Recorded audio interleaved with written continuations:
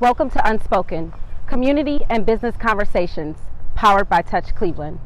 Following last year's racial uprisings, we saw a plethora of Black stories resurface, and it brought to the forefront the importance of knowing our history or being bound to repeat it. Traditionally, Blacks kept history by gathering around their elders and listening to their stories, but today's generation seems to have lost that value. Rose's Living Legends sat down with Cleveland's prominent movers and shakers aged 70 and up to capture their wisdom, experiences, and more importantly, to give them their roses while they're here. In truth and in light, this is Unspoken.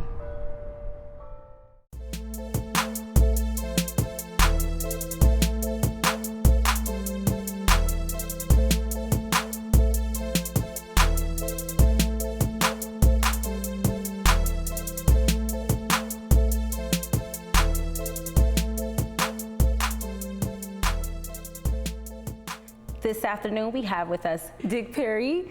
Thank you for joining us, Mr. Perry. Thank you for inviting me in. Glad to be here. Absolutely. We are so excited to have you. So tell the people who you are. Well, you told them I'm Dick Perry. I used to be a reporter around town. I worked for the Call-in Post newspapers for a few years on the weekly, and then I went to the Plain Dealer and I worked there for another 35 years, and finally I just sat down and retired, and been for the last maybe dozen years I've been living a pretty quiet and peaceful and wonderful life. So what kind of stories did you cover while working for the Plain Dealer? Yeah, I covered some everything. Great thing about working for the Call-in Post weekly newspaper, which was serving the Black community, you got a little taste of everything, a small staff, and you ran to every event that was worth covering. And then at the Plain Dealer, I did on the side kind of peripherally some writing about the political developments, but I actually worked beats on education and got into a lot of the schools and those issues. I covered courts, spent a lot of time watching trials and dealing with those issues, and then and I covered local suburban governments and so on. I had a pretty well-rounded and very enjoyable career as a journalist. Felt very good about it. How long have you been in Cleveland? I came to Cleveland first, well, I might as well start at the beginning. I grew up in Minneapolis, but then I moved to Cleveland in 1956, spent some time in the Army and came back, and I've just been here ever since. So I don't know how many years that is. You do the math. What would you say you are best known for? What was I best known for? For probably spouting off when I shouldn't and staying quiet when I should have spoken. I don't know what I'm best known for. You'd have to ask other people. But I guess if my name is recognized, it's as a former reporter, good or bad, at least they know who I was. And what would you say has been your most significant contribution in your life or in your career, whichever? Other than raising a couple of wonderful daughters and during my 50 years of marriage, whatever important or at least positive contributions I made, I think I made as a reporter covering schools. I covered the desegregation experience here in Cleveland, and looking back on it, I think that some of the stuff I did was insightful, that might not have been covered by someone with a different perspective. When I first began reporting, I went out to the Glenville shootout and reported on that, and again, I think from a perspective that was based on my experience, and I think I got a lot of things in both the Call-in Post and the Plain Dealer that a lot of mainstream reporters wouldn't have gotten, because coming up as a black man in America, I could see things that a lot of other reporters wouldn't. So what was that like? I imagine that you were probably one of few black reporters at that time. Did you have challenges with covering the type of stories or voicing your opinion in the way you wanted to in your stories? Well, you're right, there were very few of us, and to be frank with you, we worked under editors, directors who were from way back in the World War II and pre-World War II era, some of them on up. And understanding wasn't as easy as it became in later years, mutual understanding. But given that, I would say that I was never treated unfairly, sometimes insensitively, but there weren't bad people, and I found that no matter what the background or point of view of the people you work with or work under, if you do your job right and you do it professionally and thoroughly, you get your story told. And that was the important thing. I might think I was having problems with somebody, but I found that if I had the facts to back up what I was saying, and I said it well, that always was the number one thing to do, and that's what got in the paper. Okay, note to self, guys, note to self. Back it up with facts. Yeah, just do the job right. Don't worry about what other people think. Worry about, did you do it right? And that way, you'd be surprised at how much success you can have. Right. I like that. So what is one of the most significant moments in history that you have witnessed? Well, when you ask what I have witnessed, of course, it makes a difference when you consider how old I am. If I was 57, it might be one thing, but a couple of days ago I turned 87, so it'd probably be something else. But I came along, I was in grade school during World War II, and that was the biggest world event, of course, that I lived through. And even as a grade school kid, we were aware of everything that was going on because the entire society, entire culture was geared for the war effort and defeating Hitler and that kind of thing. So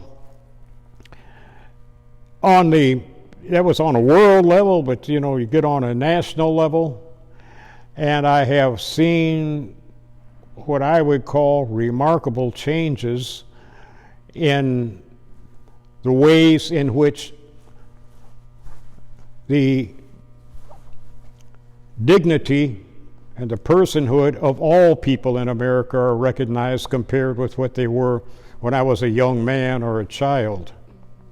On the other hand, I would have to say that I have not seen the basic changes that I had expected to see by this time, and that while some are doing well, doing extremely well, others are doing extremely badly, and the fight, in other words, has not really it's not really been won, it's not really been ended, and fighting for the dignity of all the people and not just some is still as important and as big a mountain to climb now as it was 50 years ago, I think. So that's interesting. So would you say that you would have expected us to be farther along with some of the social justice issues? Well, when I was in high school, when I was a young man, yes, I thought that by the we're already into the 21st century, and I thought that the issues of racial discrimination and of how you treat the mentally ill and how you treat the poor who are accused of crimes, I thought that would all be taken care of by now. And yet I think that in some ways, it's getting worse than it was back when I was a child rather than getting better. Wow. Do you have any theory as to why things seem to be getting worse and not better? Yeah. For one thing, I grew up in the 40s, 50s, and the world, and especially America, seemed to be progressing just on a steady path of progression. Each generation was getting better and better with more freedom and all. And of course, America was the richest nation by far in the world with no competitors. And so there was plenty of money and growing opportunity. And so the trajectory was always up. Now we are in the post-industrial age. All of that, the money and the opportunity was out there for everybody during the industrial age. You could come off a farm and have no real education or anything, and yet you had the hope and possibility of living a very good life and sending your children to college and so on. Now that industry has ended in America, it's much harder to get your foot on that first rung of the ladder than it was when I was young. And so those who have been able to take advantage of their opportunities and all are probably looking forward to better opportunities than ever before. But those who had maybe unfortunate beginnings are often seeing the wall even higher than it used to be. And so I think that when we only look at the success and don't look at the total picture, we can get the false notion that we've made more progress than we actually have. I know that when you came out of college in the 1940s, the 1950s, and so on, if you were lucky enough to go to college, you came out debt-free, and a college degree meant you would have a successful life. It was kind of a guarantee, a passport into success. I'm looking at the young people now who do everything right that they're told to do. They come out of college owing tens of thousands of dollars. It means they've got the weight on their shoulders before they even have a chance to experience freedom. And unless they have made the lucky choices along the way, they see that even though they use their degrees and training to work hard, they're not going to make the kind of money that will free them from the debt and all that is taking place, that was burdened on them, put on them while they were going to school. It used to be that when you left college, you could go out if you wanted to, you could travel, you could do different things before you really got into settling down and putting your nose to the grindstone. You could keep growing. Now, of course, so many come out of school, and the only thing they can have in mind is, how do I feed myself and my family? And I have to start out in a very narrow lane in order to progress. I don't call that progress, even though educationally it's great progress, but in terms of opportunity, unless you're in the right lane, you may have less opportunity today than before. Wow. That's very interesting perspective, because, there once upon a time was this debate between the baby boomers and the millennials, about who had it the hardest. And the millennial generation has gotten a lot of slack for, I think they said that our generation had a sense of entitlement, which was interesting, because it's like, well, perhaps we have had a sense of entitlement because we were raised by a previous generation that was successful, as you mentioned, by going to school and getting that good job, and that recipe isn't working for us. So very interesting perspective. Yeah, I think that's something that has to be recognized, and that we don't recognize enough. It's not just a matter of people doing the right thing, but it's also about building a society where the right thing has benefits for people and is not simply a burden for them. I think it's important to recognize that. Mm-hmm. So, what kind of advice would you give to the younger generation navigating the world today, knowing the history that you know, seeing the things that you've seen, and where we are today? What would you recommend to the younger generation coming up as far as how to navigate their careers? I would say that I think that, of course, you have to do what you know is right, or nothing will work. But I think maybe the worst thing that is afflicting our people today is a sense of individualism, and the idea that if indeed one of us can make it, then it's great for everybody. I think that the sense of community is not as strong as it was when I was growing up. I think the idea that one person at the top makes things better for everybody beneath them is something that's a false interpretation of what's really happening. I see so many people doing well and not realizing that the people who aren't doing well are just as important to them as the others who are doing well.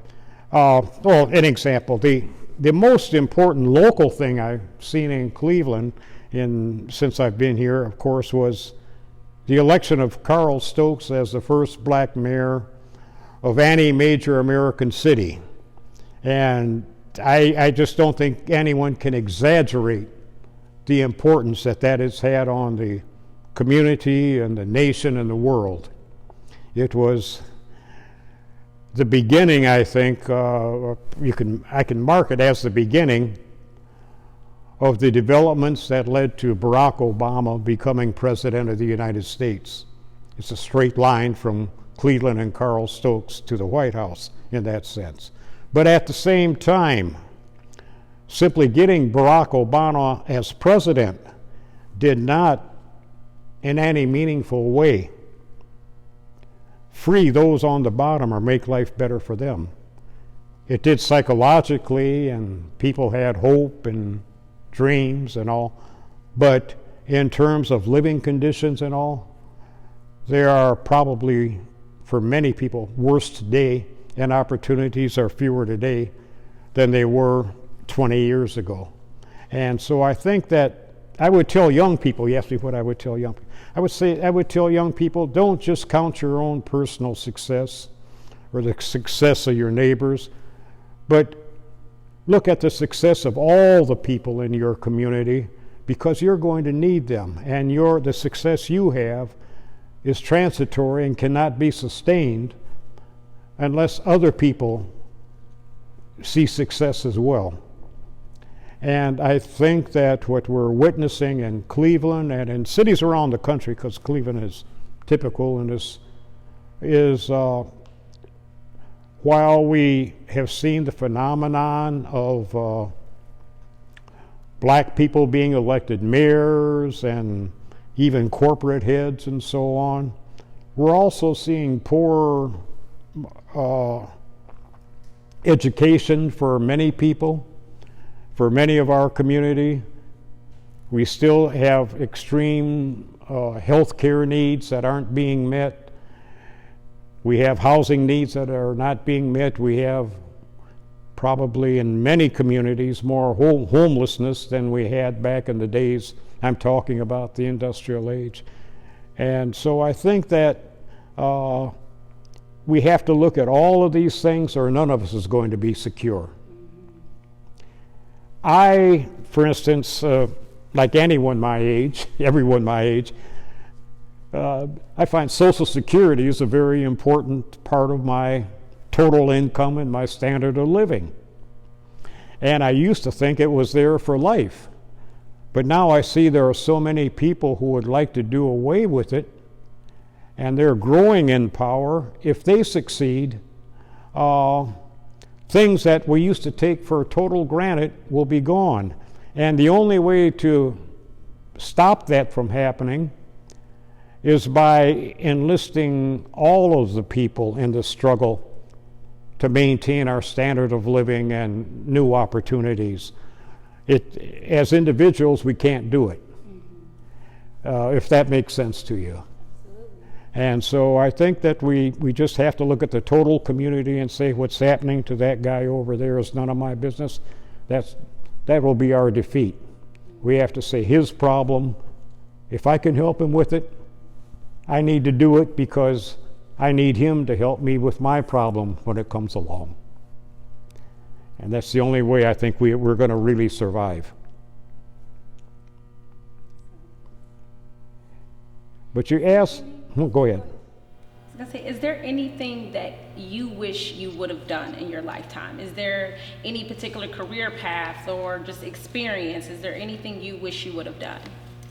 One thing, I gave you my age, and I don't usually do that, but I think one thing I have learned, or I've found, if you want to have peace, if you're fortunate enough, or unfortunate, depending on your point of view, to get to be my age, your quality of life is going to be determined in part by what you look back on and what you remember.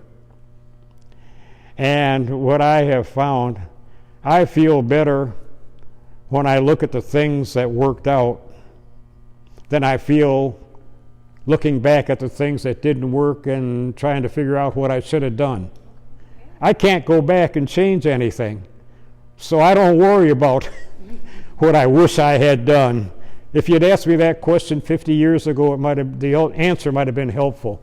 Today, I don't care. Oh, yeah, that sounds like you're at peace. So, congratulations on that. That's success right there, in my opinion. Yeah, I don't want to carry the weight of all my mistakes on my shoulder. I'd rather look at the successes that I imagine I had. Okay. Well, you've already given us some phenomenal perspective and pieces of wisdom. This has been an amazing interview. Everything that I was looking for, Mr. Perry. Oh. And so if you could leave the whole world with any advice, what would be your final piece of advice? My final piece of advice would really be a downer, because I see the world heading in a really rough direction. I see the growth of some kind of fascism going on in America and the world. I think that, for instance, we are in danger that I never thought would exist of losing our opportunity to vote. In states across the country, there is the national movement on to state by state make it harder and harder for people of color and people without money to vote. And once you lose the vote, you lose your power to control anything else. And so I think that it's important to recognize not only the successes that we've had, but the dangers that we face, because they're growing and this other side is not playing. They've got plans and we don't. And I think if we don't wake up and get busy on protecting the things that we think are dear, the next generation is going to find it far worse than we had even dreamed of. Mm-hmm. Sorry I couldn't keep it upbeat. No, I mean, you have no idea. This is amazing to me. Like, you have been so on point, like I knew you would be. So I want to thank you so much for taking the time to come out and do this interview. As you know, it was just, very important for us to pay homage to the individuals that we feel like have paved the way. And more importantly, we see history repeat itself because often often, individuals of my generation and younger, we don't reach out and we don't ask the questions and we don't seek that wisdom and that experience from our elders. So today, we just wanted to again pay homage to you and pay some honor to you. And Kofi, if you will do the honors. And so this is all about not only capturing your wisdom, but we want to give you your roses while you're here. Oh my goodness. Well, thank you. I don't remember the last time anybody gave me flowers, if ever. I think this is the first time in 87 years somebody gave me a bunch of flowers. Well, I'm happy to be the first. Well, okay, thank you, and I hope they stay alive a long time. I'll water them, you can believe that.